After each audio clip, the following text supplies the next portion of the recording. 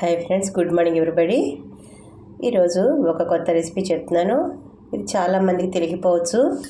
అది ఏంటంటే క్యాబేజీ వడియాలు. క్యాబేజీ హెల్త్కి కూడా చాలా మంచిదని చెప్తూ ఉంటారు, మీకు తెలిసే ఉండొచ్చు.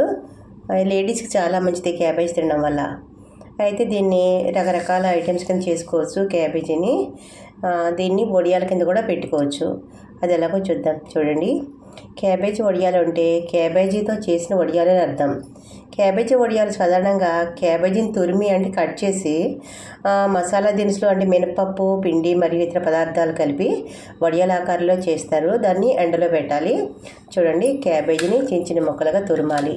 చిన్నగా కట్ చేసుకోవాలి, బాగా చిన్నగా. ఎంత చిన్నగా చేస్తే అంత బాగుంటుంది. వాటిని ఏం చేయాలో చూద్దాం. క్యాబేజీ వడియాలు ఎలా తయారు చేయాలో ఇక్కడ చక్కగా చెప్తాను, వినండి. కావలసిన ఇంగ్రీడియంట్స్ అంటే పదార్థాలు: క్యాబేజీ తురమాలి అంటే ఒక పావు కేజీ క్యాబేజీ తురుముకోవచ్చు. అలాగే మినపప్పు పిండి ఒక కప్పు, అంటే ఒక కప్పు మినపప్పు తీసుకొని దాన్ని ముందుగా నానబెట్టుకోవాలి. ఒక 5-6 అవర్స్ నానాలన్నమాట. అంటే నైట్ నానబెట్టుకుంటే పొద్దున మనం చేసుకోవచ్చు. అలాగే కొంతమంది బియ్యం పిండి కలుపుతారు, అది కలపకపోయినా పర్వాలేదు. ఏంటంటే మినపప్పు నానబెట్టుకుని దాన్ని చక్కగా నానిన తర్వాత మెత్తగా శుభ్రంగా కడిగేసుకుని గ్రైండ్ చేసుకోవాలి. చేసుకున్న తర్వాత ఈ సన్నగా తరిగి పెట్టుకున్న క్యాబేజీ ఉంటుంది కదా, ఒక పావు కేజీ క్యాబేజీ తీసుకుని సన్నగా చక్కగా తురుముకోండి. అందులో సన్నగా అల్లం ముక్కలు కూడా వేసుకోవచ్చు, 1 స్పూను. అది కొంచెం దంచి వేసుకుంటే బెటర్. అంటే చాలా చిన్నగా ఉండాలి కాబట్టి కొంచెం సన్నగా మిక్సీ చేసుకుంటే బరకగా వేసుకుంటే బాగుంటుంది. అలాగే ఒక 4 వెల్లుల్లిపాయలు కూడా వేసుకోవచ్చు. ఉప్పు సరిపడినంతగా వేసుకోవాలి, కారం కూడా సరిపడినంతగా. దాంట్లో పచ్చిమిర్చి కూడా చక్కగా మనం మిక్సీ చేసి వేసుకోవచ్చు. మినపప్పు ఆ విధంగా నానబెట్టుకోవాలి ముందుగానే. ఓకే, ముందు రోజు నానబెట్టుకోవాలి, లేదంటే ఒక 5-6 గంటలు పూర్తిగా నానాలి. దాని తర్వాత శుభ్రంగా కడుక్కొని మిక్సీ చేసుకోవాలి. అలాగే ఆవాలు అవసరం లేదు, జీలకర్ర 1 స్పూన్ వేసుకోండి. అలాగే కొంచెం వాము కూడా వేసుకోవచ్చు. 1 స్పూన్ పసుపు వేసుకోండి. ఈ విధంగా చేసుకుంటే అప్పుడు మనం ఎలా తయారు చేసుకోవాలంటే క్యాబేజీని చక్కగా తురుముకుంటాం కదా.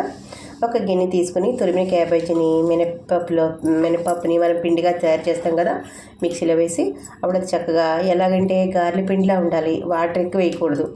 వడియాల పిండి తెలుసు కదా, ఆ విధంగా ఉండాలి. అందులో మనం ఏం చేయాలంటే పచ్చిమిర్చి మనం మిక్సీ చేసుకుంటాం కదా, అది కూడా మనం గుమ్మడి వడియాలకి ఎలా అయితే చేసుకుంటామో ఆ విధంగా బరకగా మిక్సీ చేసుకుని అందులో అల్లము, వెల్లుల్లి, ఉప్పు, అలాగే వాము, చిటికెడు పసుపు ఇవి వేస్తాం కదా, అవన్నీ చక్కగా కలిపి ఆ విధంగా కలుపుకోవాలి. ఆ మిశ్రమాన్ని ఏం చేయాలంటే మనం చిన్న ముద్దల్లాగా చేసి, అంటే కొంచెం పలుచగా పెడితేనే బాగుంటుంది. అలా చక్కగా ఒక ప్లాస్టిక్ కవర్ మీద చక్కగా ఎండలో బాగా ఎండ వచ్చే చోట పెట్టి అవి పూర్తిగా ఎండాలన్నమాట. ఎండే వరకు చక్కగా ఒక రోజంతా ఎండనివ్వాలి. ఎండిన తర్వాత దాన్ని చక్కగా స్పూన్తో తీసి తిరిగేసి మళ్ళీ మనము వెనక్కి తిప్పి మళ్ళీ మర్నాటి రోజు కూడా పెట్టుకోవాలి. ఇంచుమించు ఒక 4 డేస్ పూర్తిగా ఎండలో బాగా ఎండాలి. ఎండిన తర్వాత వడియాలు గోల్డ్ రంగు కలర్లోకి వచ్చే వరకు కూడా అంటే బాగా చక్కగా ఎండే వరకు, అంటే ఎలాగ ఉండాలంటే విరిస్తే విరిగేలాగా మొక్క ఉండాలన్నమాట. అస్సలు పూర్తిగా తడారిపోవాలి. అలాగా 4 డేస్ మనం చక్కగా ఎండలో పెట్టుకోవాలి. బాగా ఎండిన వడియాల్ని మనము చక్కగా కావాల్సిన నూనె తీసుకొని వేడైన తర్వాత ఆ వడియాలని చక్కగా వేయించుకుంటే చాలా బాగుంటుంది. మనము పూర్తి గుమ్మడికాయ వడియాలని ఎలాగా వడియాల పిండి అట్టు వేసుకుంటాం కదా, అలాగే ఇది కూడా క్యాబేజీ పిండి కూడా అట్టు కింద వేసుకుంటే కూడా చాలా అంటే పచ్చిపిండి అనమాట. మనం వడియాలు పెట్టేద్దాం కదా, అందులోనే చిన్న ముద్ద మనం అట్టు కింద వేసుకున్నా కూడా చాలా టేస్ట్గా ఉంటుంది. అలాగే ఇప్పుడు ఈ వడియాలు మనం ఎండలో పెట్టుకుంటాం కదా, 3-4 డేస్ అలా చక్కగా బాగా ఎర్రటి ఎండలో ఎండాలి. మధ్యలో కూడా ఎండలో పెట్టుకుంటూ ఉండాలి, కొంచెం చల్లబడకుండా. ఎండలో బాగా పూర్తిగా ఆరే వరకు ఎండలో పెట్టుకుంటే మనకి వడియాలు పాడవకుండా ఉంటాయి. అందులో ఇష్టమైన వాళ్ళు కొంచెం ఇంగువ కూడా వేసుకోవచ్చు.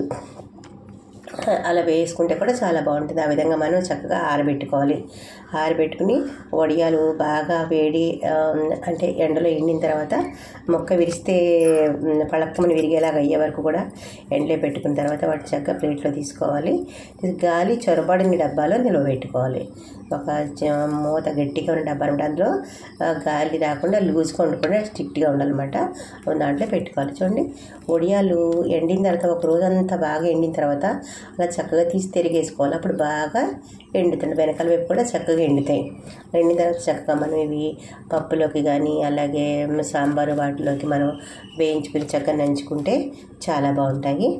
ఇవి వేయించడానికి ఎలాగంటే, వడియాలు వేయించేటప్పుడు నూనె తగినంత వేడిగా ఉండాలి. నూనె వేడెక్కకుండా మనం వేసామనుకోండి వడియాలు బాగా పొంగవు, బాగుండవు. సో మనం అలా వేసుకోవాలి. వడియాల్ని మధ్యస్థ మంట మీద అంటే మీడియం ఫ్లేమ్లో పెట్టుకోవాలి. వడియాలు బాగా పొంగు వచ్చే వరకు చక్కగా వేయించాలి.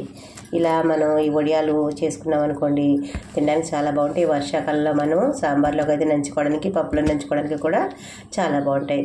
ఈ రెసిపీ మీకు నచ్చినట్లయితే లైక్ చేయండి, షేర్ చేయండి, సబ్స్క్రైబ్ చేయండి.